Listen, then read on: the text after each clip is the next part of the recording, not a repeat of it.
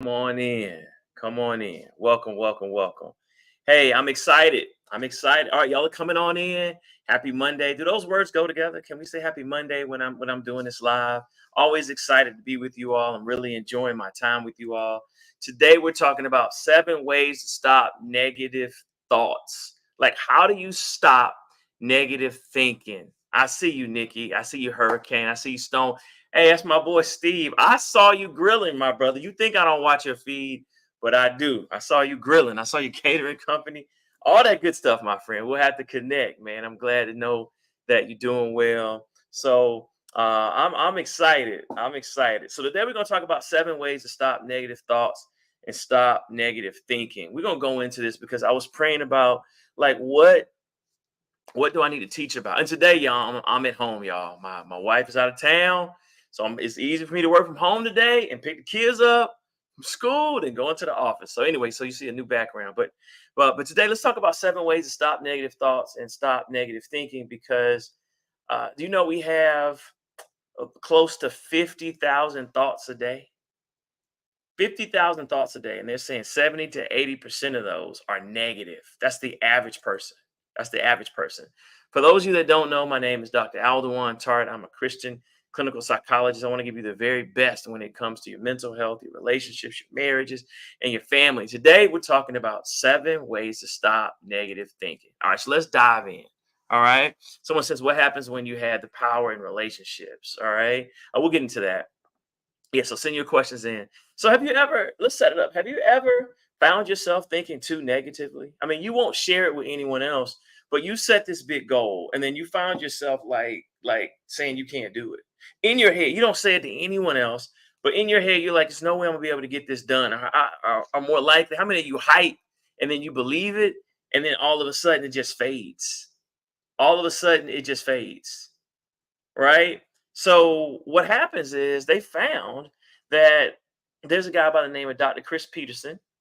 He's going on to be with the Lord, but he's one of the fathers of psychology.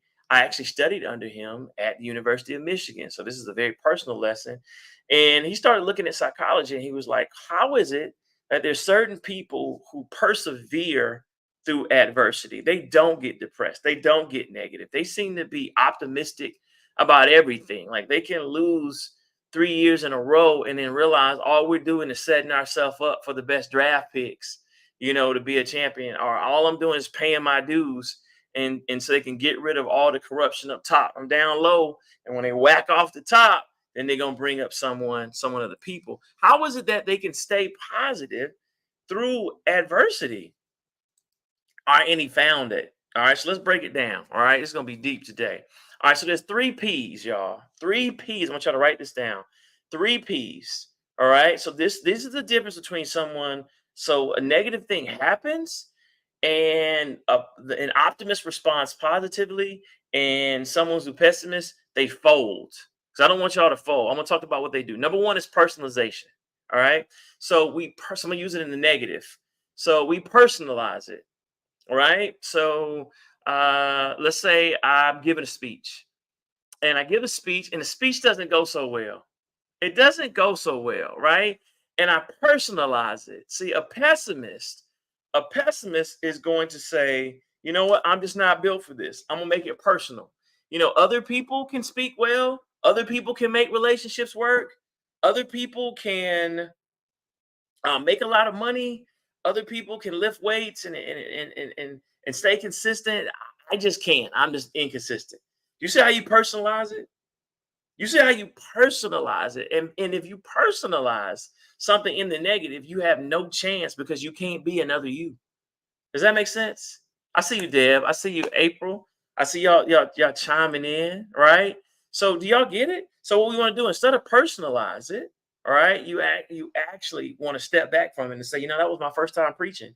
It's not going to be that good. Or actually, let me compare my first time preaching to an established pastor whom I like. Let me compare it to Stephen Furtick, or Bishop Bronner, or someone like that. Let me compare their first time to my first time, so I can be someone in the ballpark. I don't personalize it. Or let me look and see. This is my first real estate deal.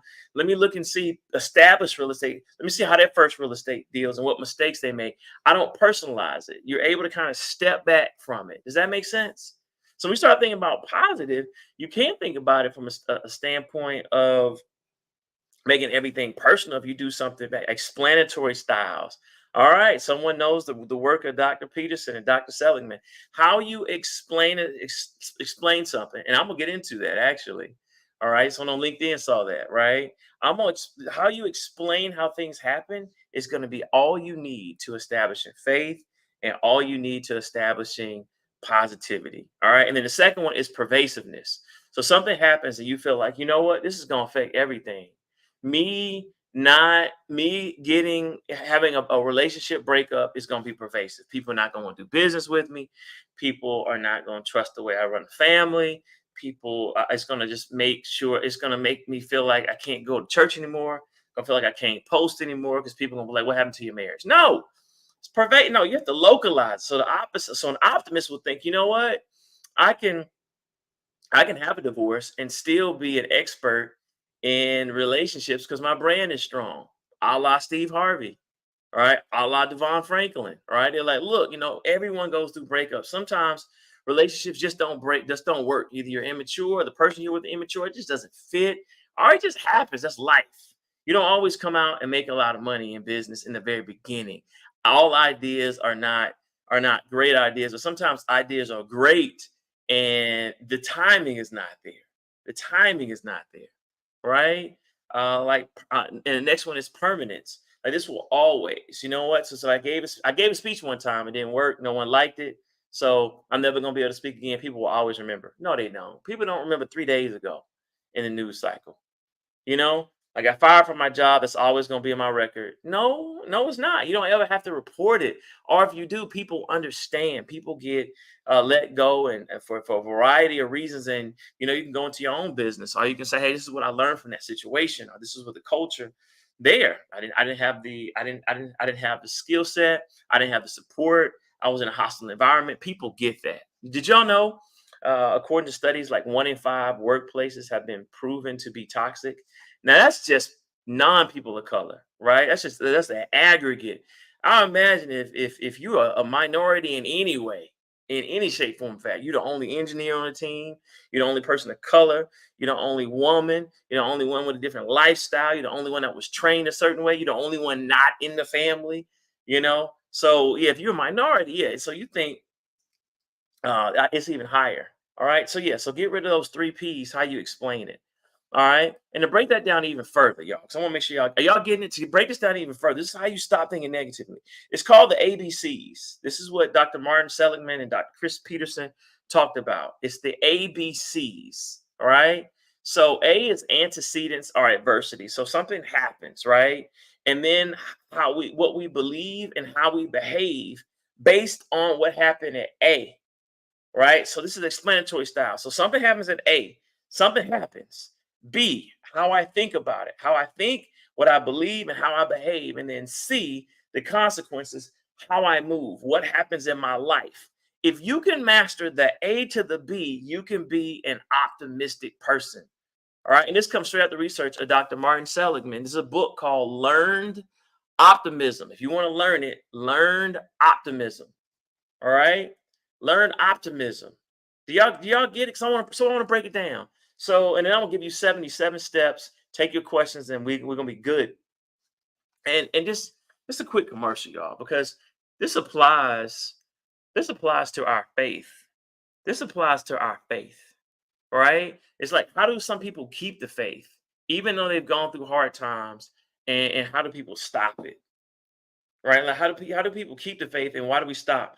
In First Thessalonians 5:18, it says, in everything gives thanks, for this is the will of God for you in Christ Jesus. The Lord desires that we have a grateful spirit no matter our circumstances.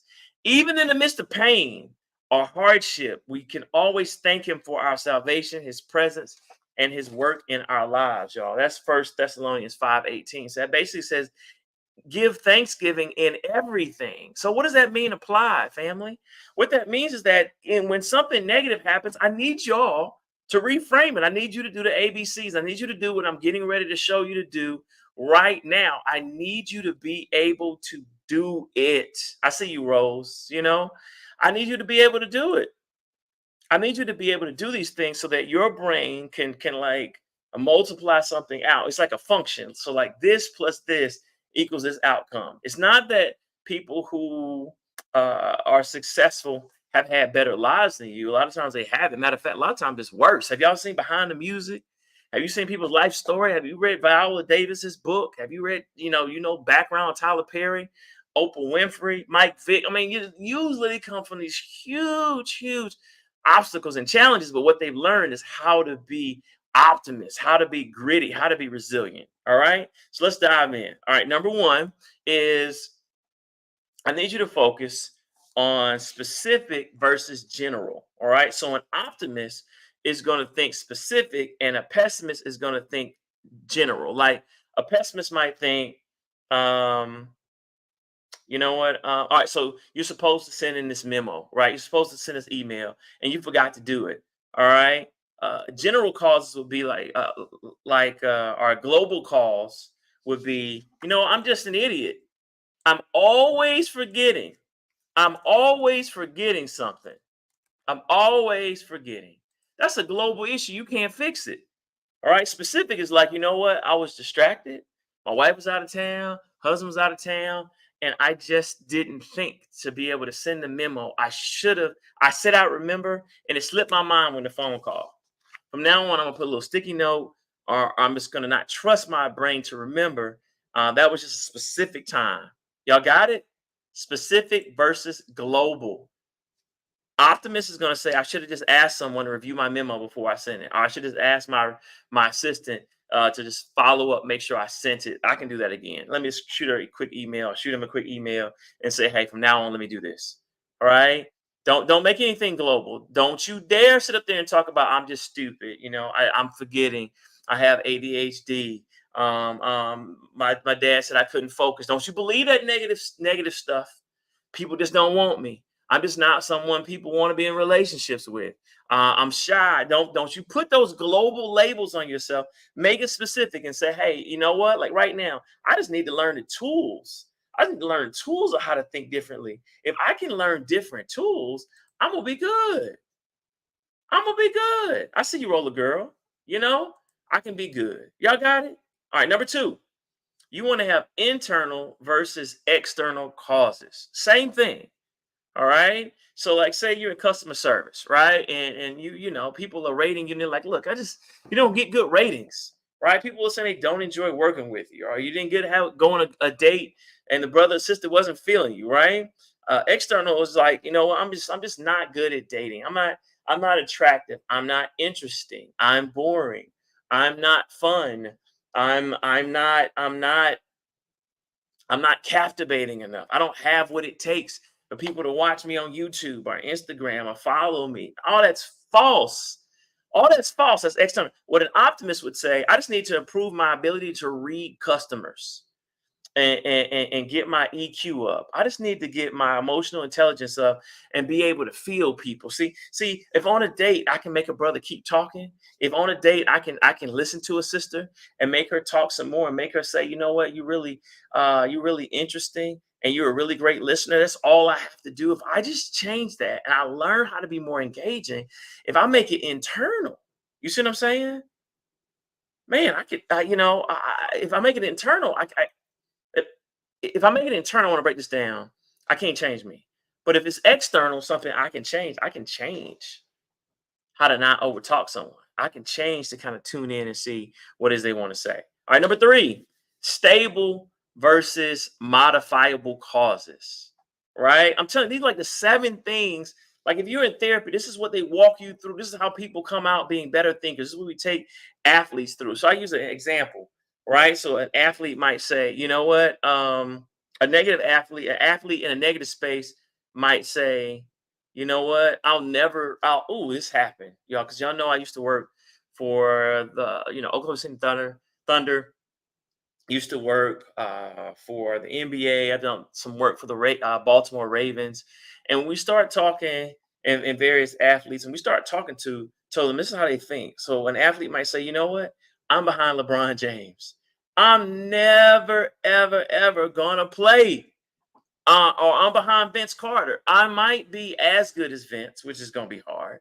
Or I might be, but Vince is a crowd favorite. How am I gonna play on Dwayne Wade's last year, Michael Jordan's last year? How am I gonna even get on the court when everyone's coming? Not even about performance at this point. They just want to come see the King play his last year. LeBron James said this is last year. Everyone's gonna go. We don't care if that brother scores 2 points or 30. The person on the bench not gonna play. Right? So a pessimist will say, I'm never, because of that circumstance, I'm never going to play.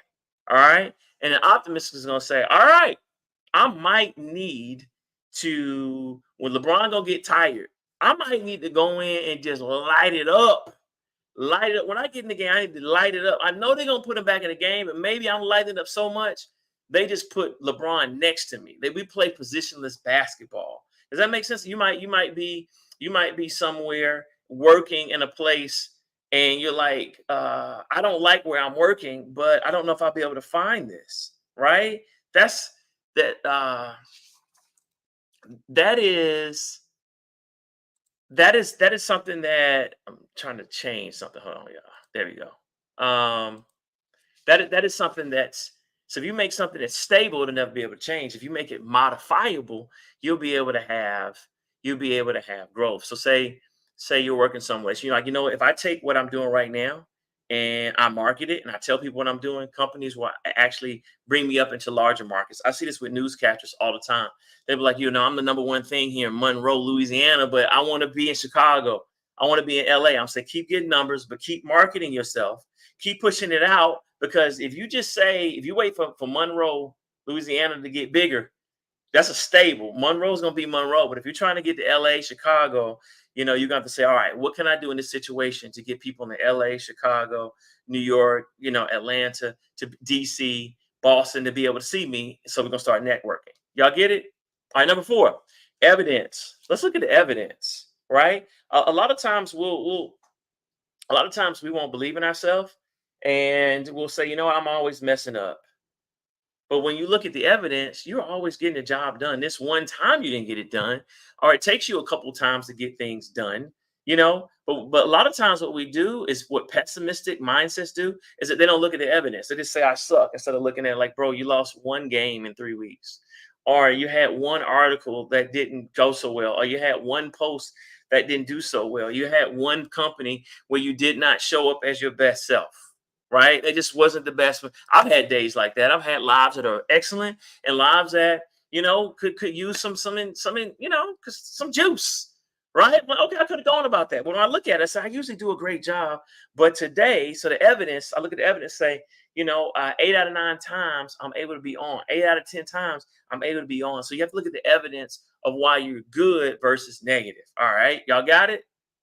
Man, I'm giving y'all this. So far we've talked about specific versus global, internal versus external, stable versus something you can change. 4, looking at the evidence in the positive direction. Number 5, looking at alternatives. All right, so alternatives. So a pessimist would say,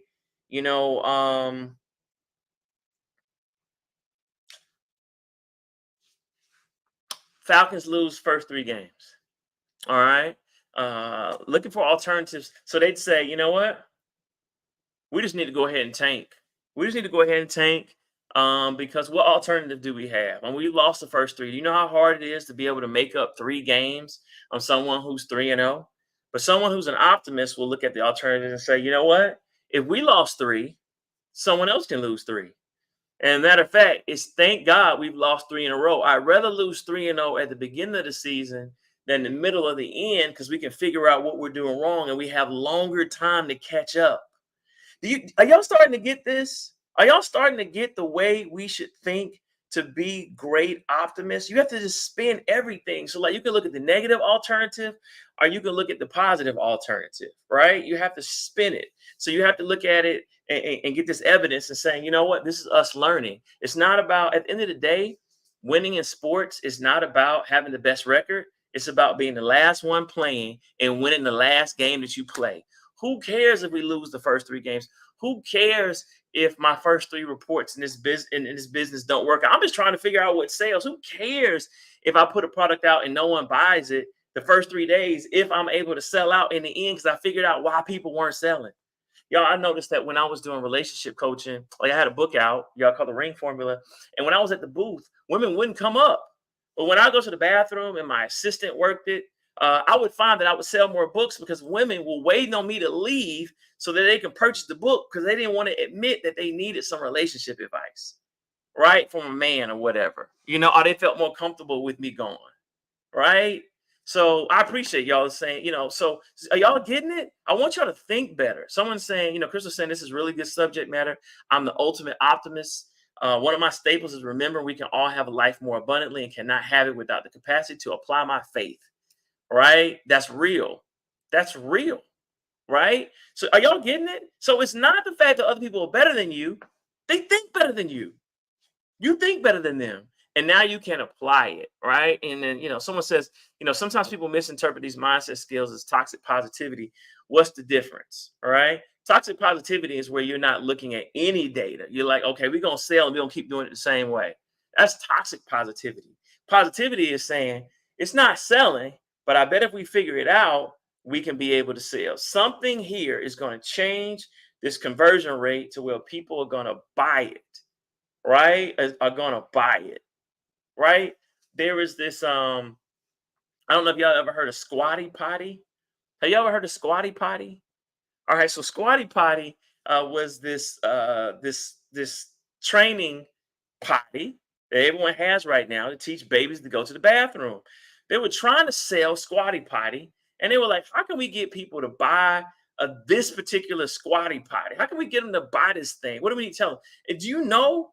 And they tried all these different things, and what worked for them was a unicorn pooping. I know that is gross. I know y'all on your lunch hour, but they had this unicorn poop, this little sparkle stuff out, and everyone started buying. That was the marketing to have people buy this squatty potty. You can look it up. Like it's like the #1 children's toilet in the world, right? Because of the marketing, because people remember this unicorn pooping when they went to go buy, and they were like, "Oh, that's the unicorn thing. That's gonna teach my baby how to poop." I know it's crazy. So all they did was they didn't look at why they weren't selling. They looked at what can we do that's viral that would get people to remember, and it just exploded. I don't know how many millions of dollars of sales they got, after initially not working. That's the mindset.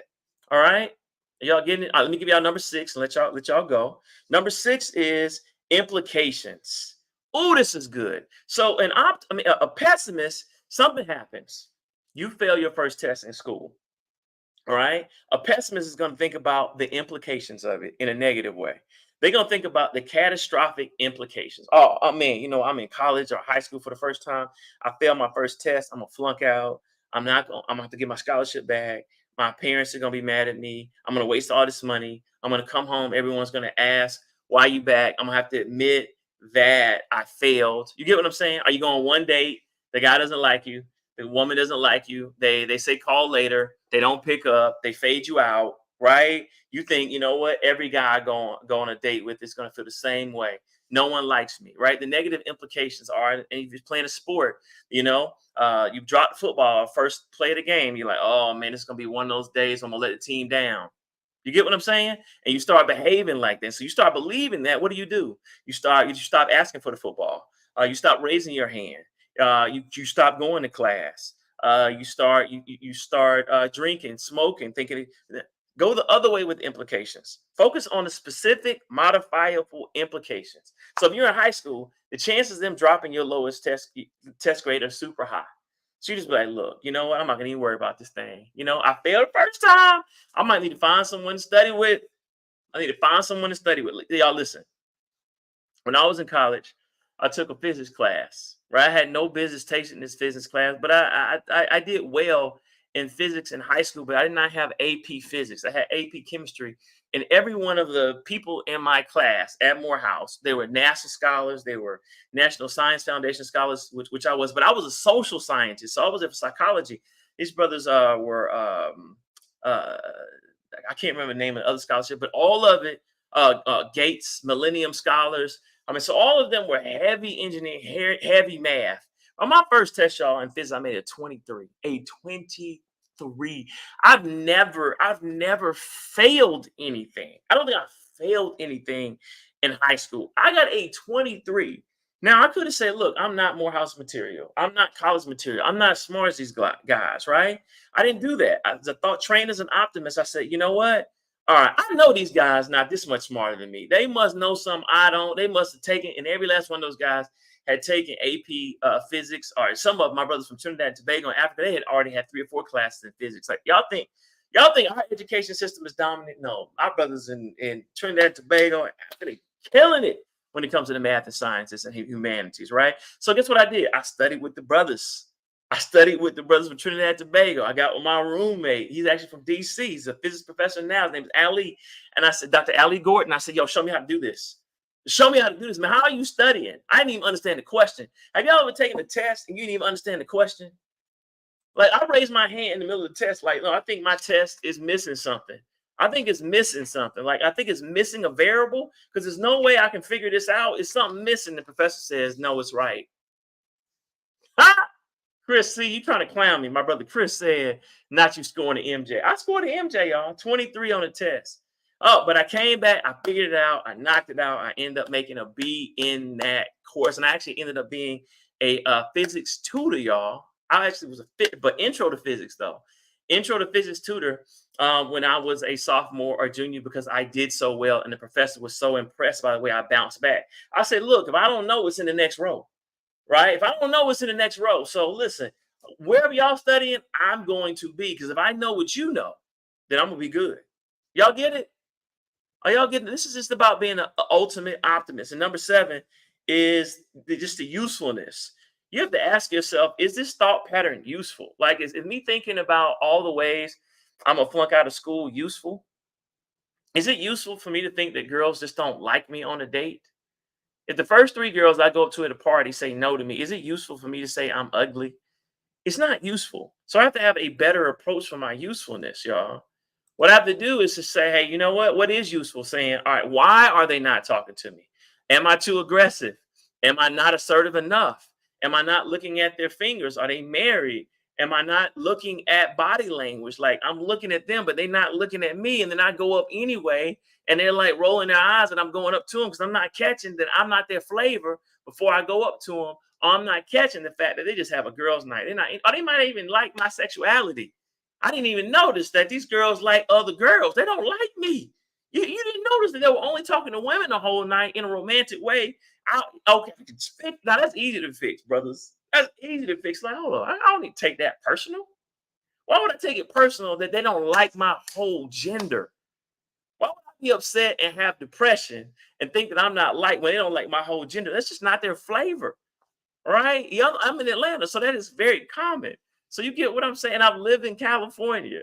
I've lived in DC. So y'all get it? So I need to make sure that as an optimist, you are thinking. This is how you maintain the faith. You have these 7 skills. Let me recap them and take your questions and let you go. Number 1, specific versus a global cause. Global, you can't do anything about, but specific, if I change this one thing, bam, it'll be better. Internal versus external. Something that's internal, that's negative, you can't change it. I'm too short. I'm too dark skinned. I'm too light skinned. I'm too young. I'm too tall. Whatever. You can't change that. But external. If you make it external, you can say, hey, you know what? In this part of if this part of the United States, like say you're in the South, they actually want a brother to speak. But if I'm in the Northeast, they may not want a brother to speak to someone that he doesn't know. It's not the same. Does that make sense? Or hey, if you're in a new industry, I'm new to this business. I'm new to this corporation. Um, Maybe I should listen to what other senior people say and then speak up a month or 2 later after I start the job. Let me make friends first. Let me make connections first. It's not me they don't like. I'm just not well connected. All right. Stable versus modifiable. If it's something stable and negative, now you're not going to work. You know, I'll never get a decent job because LeBron James in front of me. No, that's stable. Modifiable. When I get on the court, LeBron James will get tired. I'm a hoop, and maybe they'll let me stay in there with the brother. Evidence. Look at the positive evidence for how you could be successful and say, you know what, that wasn't bad for my first sermon. For my first sermon, that wasn't bad. For my third one, that might not be so good. Or, first time I go in the gym, or first practice of the year, first game of the year. Let me look at the evidence. Doesn't mean I'm a terrible volleyball player or a basketball player or a terrible leader, or giving a speech. My first speech to the company was a little weak, but now I've learned and found my voice, right? So let me find positive evidence that, hey, for the first speech, I got up there and I said to get the first one out, right? Like in golf, you have to mulligan.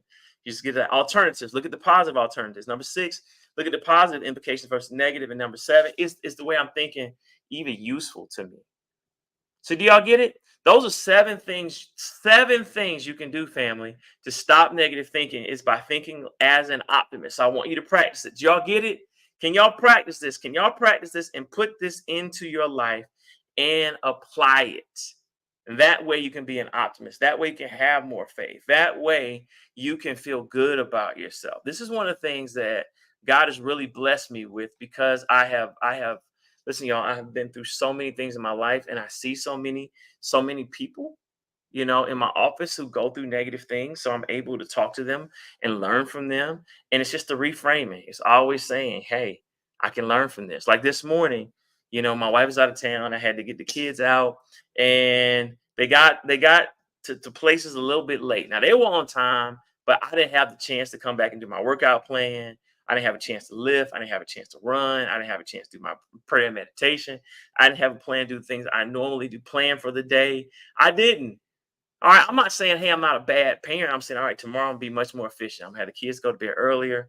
I'm gonna have things cooked so I can just warm it up in the morning. We can ready to roll. I'm gonna take my shower. So when I wake up, I'm already showered.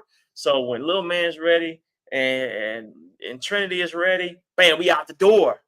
Versus me taking my shower, after when they down there eat. Yeah, I have a different plan. Y'all get it? So I'm not even tripping on today because I know I'm gonna learn. I've already learned from yesterday. And here's the message I have from the Holy Spirit for you all right now. I need you all to stop procrastinating. I need y'all to stop the negative thinking. I need y'all to start writing out the things that you can do today. I need you to get in the game. I need you to dip your toe in the pool. I need you to say, you know what? Let me go ahead and do what it is I'm called to do and just figure it out from there. I'm not gonna worry about it. I'm not gonna sit up. I'm just gonna go on the date. I'm just gonna put my profile up. I'm gonna shoot my shot. All right. I'm gonna apply for the job. I'm gonna open up my own business. I don't have to tell anyone it's my business. No one's gonna know. It can be faceless, but I'm gonna see if that thing goes. All right, it's gonna be all right. I'm gonna have my face applied to it. And I'm just gonna go for it, right? And then I'm gonna learn how not to mess up sales. I'm gonna learn how not to overtalk. I'm gonna learn how not to shrink when people are looking at me. I'm gonna learn how to do it, and then I become great. So y'all got it. So let's be optimists, and you're gonna be optimists because you're doing. You're gonna chuck up whatever's negative. One of these different strategies. I'm gonna throw that out, and I'm gonna have a different explanatory style. The way I explain things to myself is gonna be always loving me, always learning, always saying I can be better, never throwing myself in the trash. I might throw my techniques in the trash. I might throw my approach in the trash.